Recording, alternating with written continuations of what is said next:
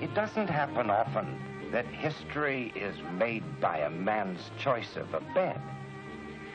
But one night in March 1939, Adolf Hitler went to bed in a castle in Prague. And in doing so, he symbolized the transformation of Nazi foreign policy.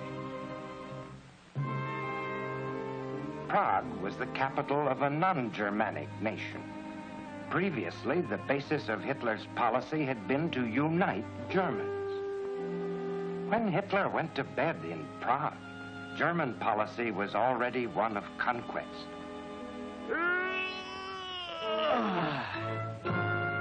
I would spring like lightning in the night and hurl myself on the enemy.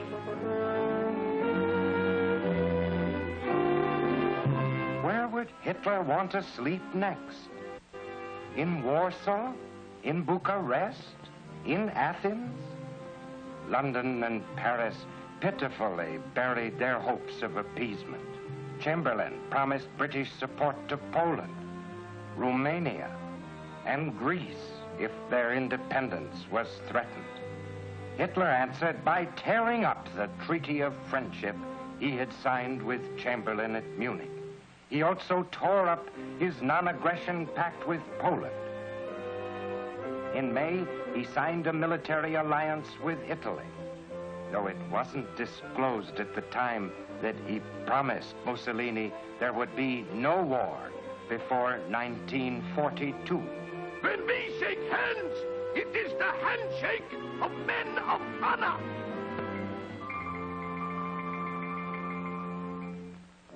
Before he could deal with Poland, he had to make certain that the Soviet Union wouldn't fight if Britain and France did. The British and French wanted the Soviet Union on their side.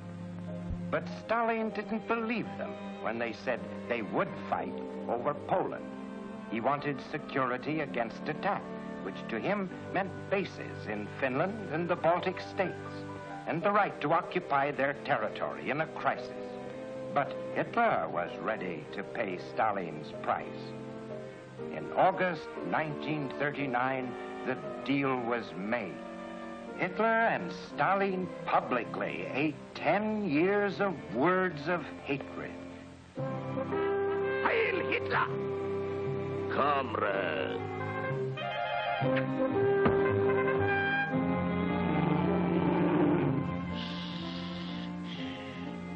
With the Soviet pact in the bag, Hitler could go ahead.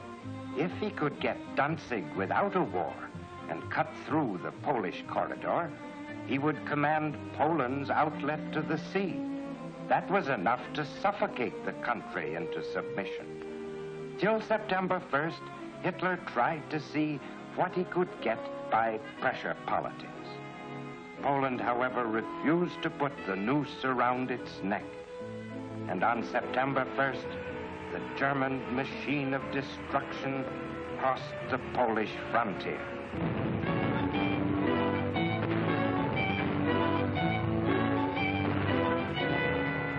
Chamberlain and Daladier, working through Mussolini, tried to have the troops called back, but Hitler refused.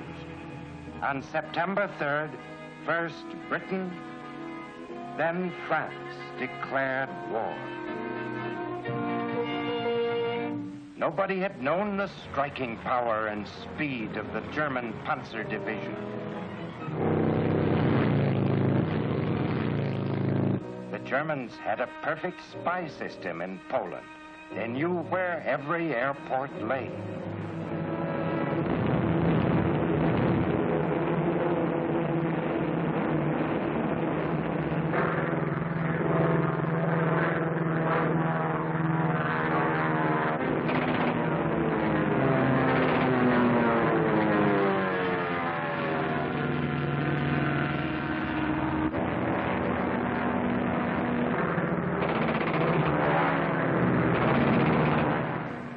army without an air force is blind.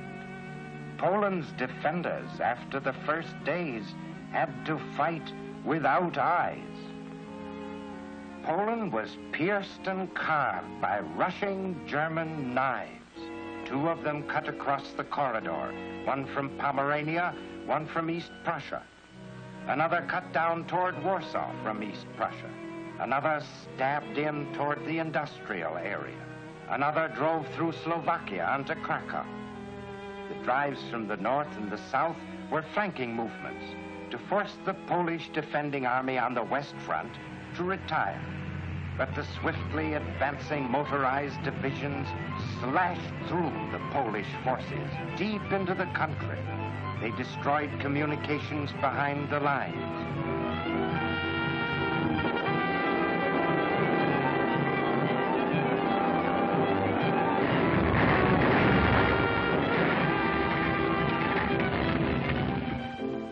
In 16 days, the Warsaw area was surrounded.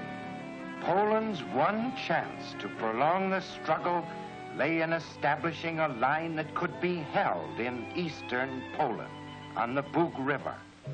But on September 17th, the Soviet Union invaded Poland from the east. That sealed Poland's doom. Warsaw held out against the most brutal assault by artillery and bombers ever experienced up till that time by any city, but surrendered on the 27th. That was the eclipse of a nation of 35 million people. It had been swept away in 6 weeks. It is the bitterest lesson in preparedness ever taught.